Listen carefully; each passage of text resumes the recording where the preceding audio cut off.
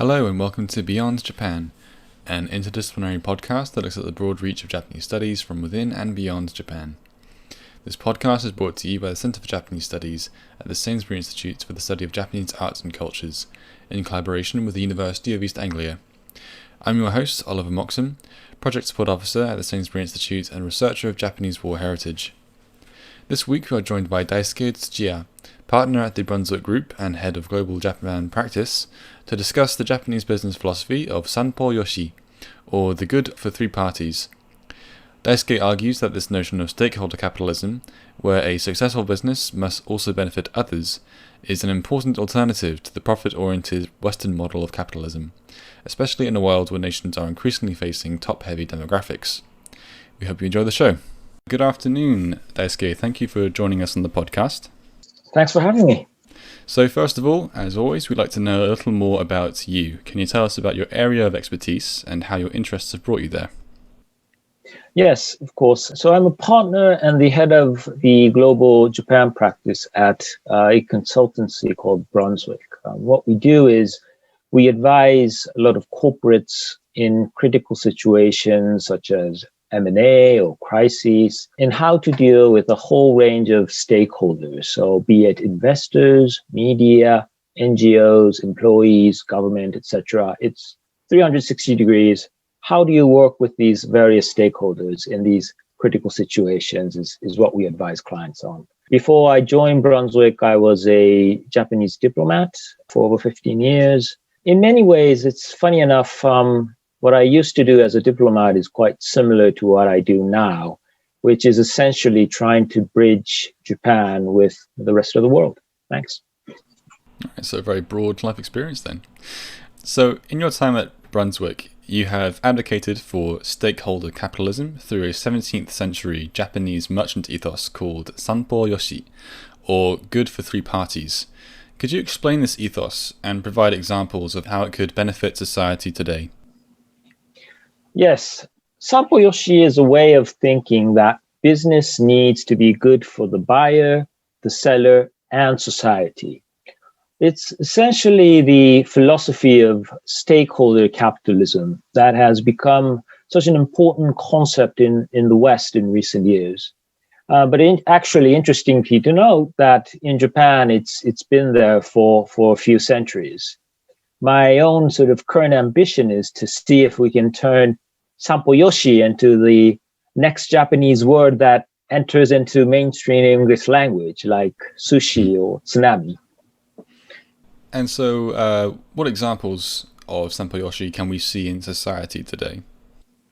Well, I think a good example of that is how corporates should not only be looking into how they can provide shareholder return or profits that will benefit the shareholder.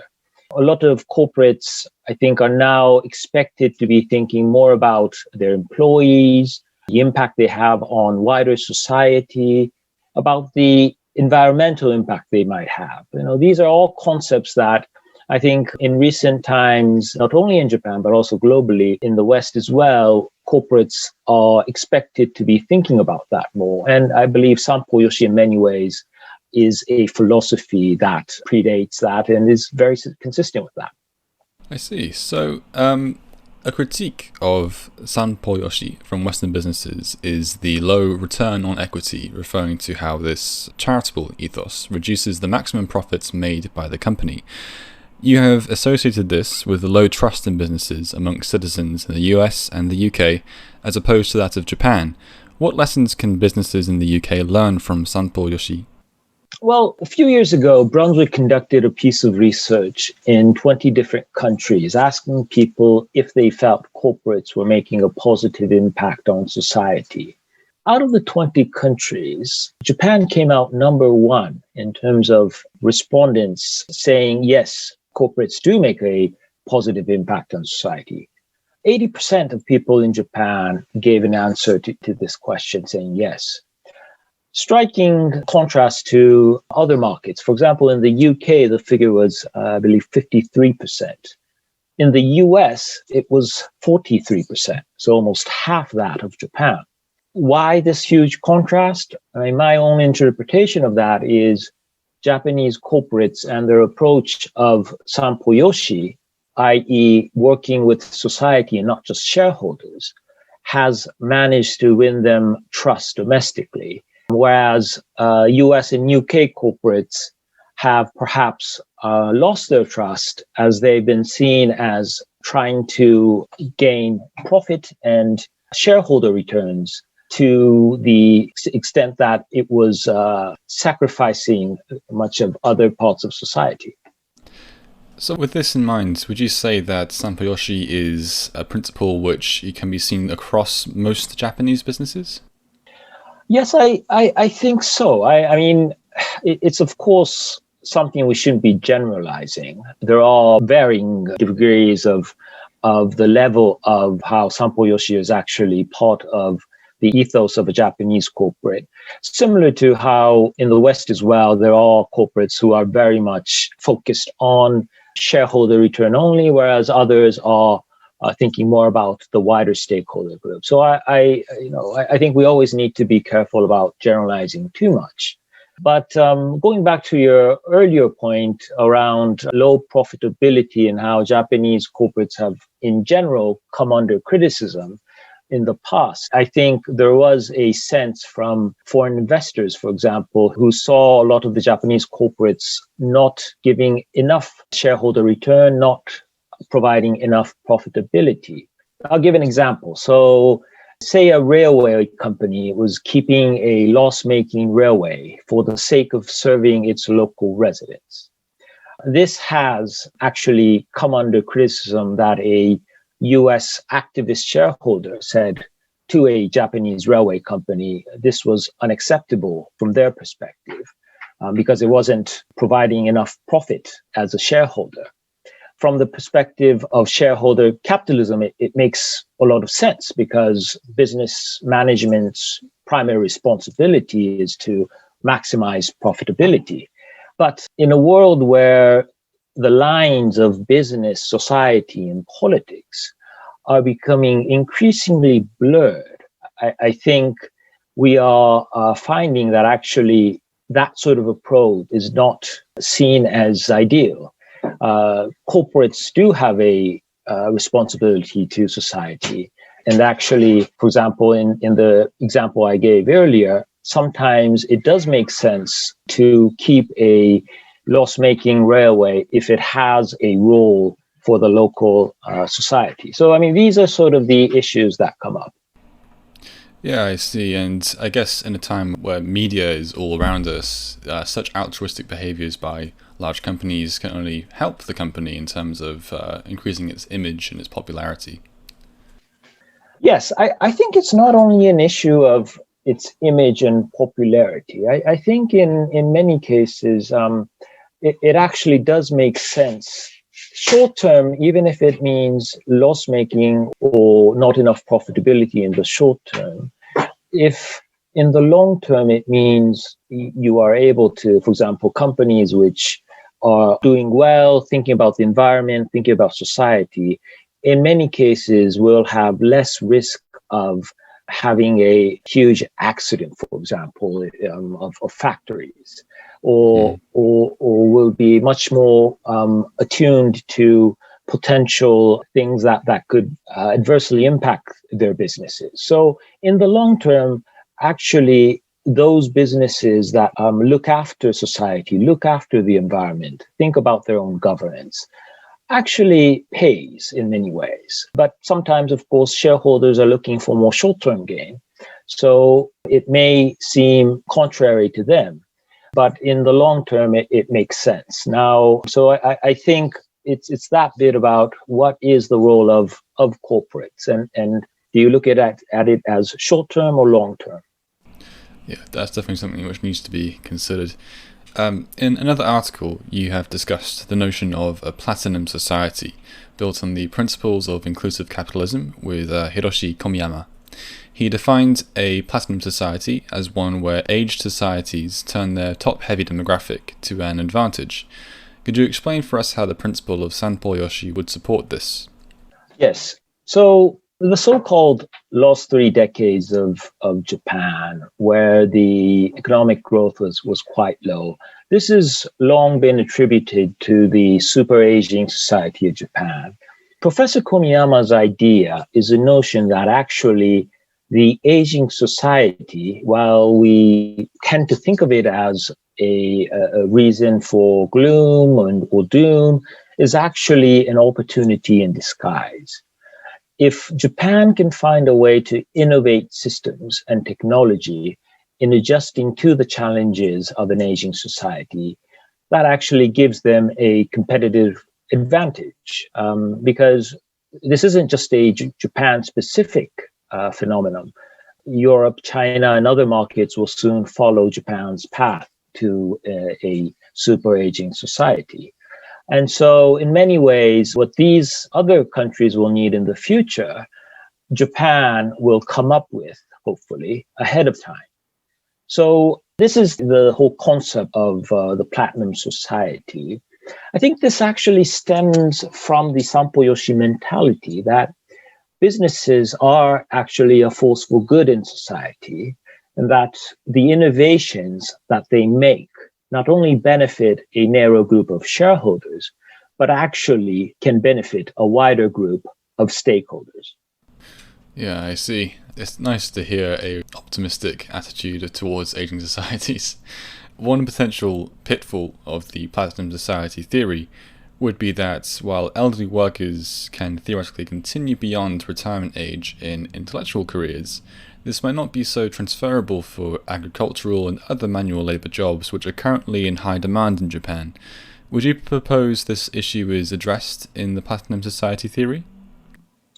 Yes, it is actually. I mean, even for agricultural and other manual labour jobs, the Platinum Society philosophy I think, is very much applicable, because the idea is the shortage of such workers will actually spark innovation.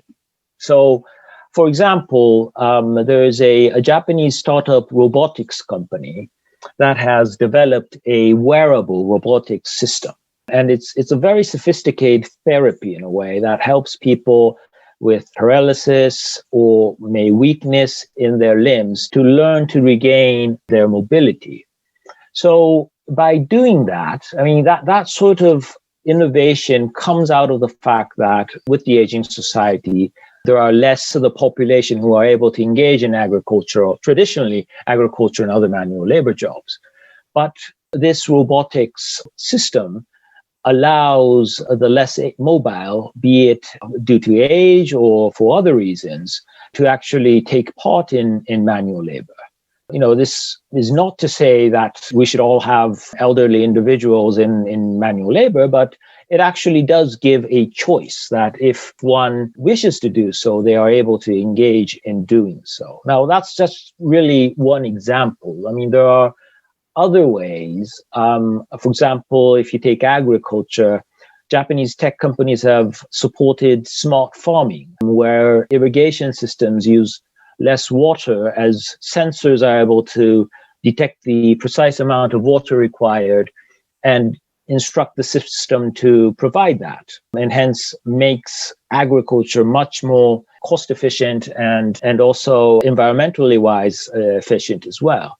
There's various other startups developing, for example, vertical farms and where you're actually able to grow vegetables on walls in urban areas, which takes up much less space than what agriculture would traditionally do. And hence, as a result, you need much less agricultural workers. So I think the concept of how looking at the demographics, using the challenges of demographics as an opportunity, as a reason to spark innovation is the whole concept of the Platinum Society. And hence, I think actually is quite applicable in these sort of situations as well. It's certainly an exciting image of the future. I suppose one of the key elements of Japan which helps to make this idea of a platinum society seem credible is that it is one of the wealthiest economies in the world. And so this idea of widespread use of robotics to facilitate an aging society seems fairly plausible. How would this be replicated in perhaps nations which don't have such a strong economy or the facility to create robotics? So I'll just focus on this one area, but it does capture my imagination. No, absolutely. And I think it's a great question. I think, there are various societies facing various issues. I think the examples we gave around an aging society and hence lack of perhaps a younger generation who can engage in agriculture and manual labor jobs. This is a situation that we are seeing in a lot of the developed economies. So I think is a model for that economy. I think, though, we'll see different situations in other economies, which maybe perhaps are developing economies, which actually have a younger population. In that case, I think we would address the issues of those societies in a different way. For example, if the major concern is health and having a healthy population, I think having a universal healthcare system, something that, for example, when Japan was much younger in terms of its own population in the early 50s or 60s, that was indeed one of the ways in which the issues that particular society was facing. I think universal healthcare can address issues for such populations or societies. Just another example of how you take an issue, a challenge of society, and how you overcome that. Japan in the 1970s took the brunt of the oil shock quite heavily because Japan was a predominantly import-dependent economy in terms of fossil fuels. So what happened as a result of that? Fossil fuel prices went up. That meant Japan was in a very difficult situation because it couldn't produce its own fossil fuels. Out of necessity, it had to innovate and create more energy efficient products, which actually, as a result, helped them put them at a competitive advantage. So I think rather than looking at the Platinum Society way of thinking as a one model fits all, I think it's more looking at it as various societies have various challenges. Actually, challenges can also be hidden opportunities. And if you're able to tackle and find ways to tackle the challenges, that can actually help you to have a competitive advantage. So sorry, it's a long-winded answer, but I think it's important to look at the specific challenges that a particular society is facing, and then look at what are the ways to actually overcome that challenge is sort of the thinking, I think, of the Platinum Society. Yeah, I would definitely agree with you that it's in times of crisis that we need to innovate. We've seen that repeated throughout history. Thank you for answering all these questions so far. For the last question, I'd like to ask you, do you believe the principles of Sanpō Yoshi and the Platinum Society are easily replicated outside of Asia? How can Japanese businesses capitalize overseas through these approaches? And what could they be doing better now? Yeah, no, thanks very much. To answer your question about can they be replicated, yes, we've sort of gone through both how Sanpō Yoshi and stakeholder capitalism is already now catching on very much in other places. Platinum Society, if we look at that as the aging society issue, again, those are phenomenons that is not peculiar to Japan. So I do think these ways of thinking can be applied. In terms of what Japanese businesses can do, I think that they can actually apply a lot of their own thinking, be it for Sanpō Yoshi, a lot of these companies have been doing it for centuries. Platinum Society, maybe not as long, but at least in the last 20, 30 years has been on the minds of many of these Japanese companies. So in terms of how they approach these issues, can be very much applied, I think, to these situations as they expand more globally. One element that I feel Japanese companies could be better at is communicating these ways of thinking, these approaches they've taken with international stakeholders. As they've enjoyed so much trust domestically in Japan due to Sanpō Yoshi, they also enjoy the luxury of staying silent and letting their services or goods do the talking, so to say. It's a great position to be in. I mean, they get the benefit of the doubt. However, as they expand further overseas, they need to realize that they'll be seen in a less favorable light. So we were talking about how in some markets, trust in business is under 50%. In such markets, if you're quiet, the assumption is going to be that you're not a force for good. Whereas in Japan, if you're silent, 80% of the population assume you are a force for good. So I think as they expand, and they are currently expanding very rapidly to all different markets across the globe, they do need to make a conscious effort to communicate their case, or else they can end up being unfairly blamed in crises or not be given enough credit for some of the positive impact that they can actually have on society. Yeah, so it sounds like it's less a matter of directly challenging incorrect assumptions as just giving yourself proper representation in overseas markets. Is that correct? Yes, I think it's telling their own story, explaining what they're about, what the company is about, not just talking about its goods and services, but what is the philosophy behind how they run their businesses. I mean, these are things that I think a lot of Japanese companies can be much more explicit, especially when they go abroad and engage with various stakeholders, be it employees, customers, governments, or NGOs. Yeah, very true.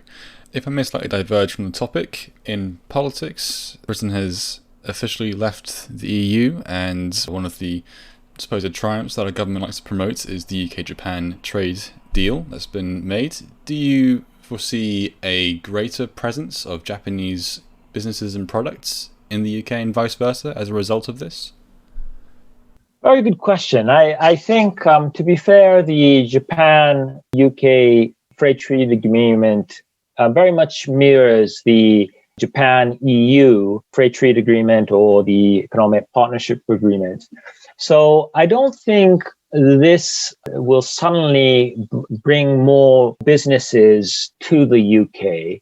I would like to say, though, that it's worth noting that a lot of Japanese businesses do see and continue to see the UK as a very important market. A lot of businesses, especially both in manufacturing and services, do a lot of business here. I think they will not suddenly leave because of Brexit. I don't think it's a situation where we will suddenly see an exodus. I do think that this FTA is quite welcome, though, because it gives assurances to Japanese businesses that the UK is very open to business, that it continues to want to work closely with Japanese businesses. So I think in that sense, the symbolic meaning of showing the willingness to continue to do business with Japan is quite important.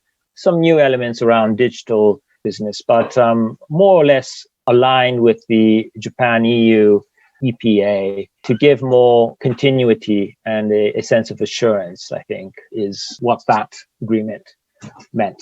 Well, thank you, Daisuke, for giving us this positive view of the future in so many different areas. It's been a pleasure. Thank you very much. You can find a link to Daisuke's profile and articles in the description below.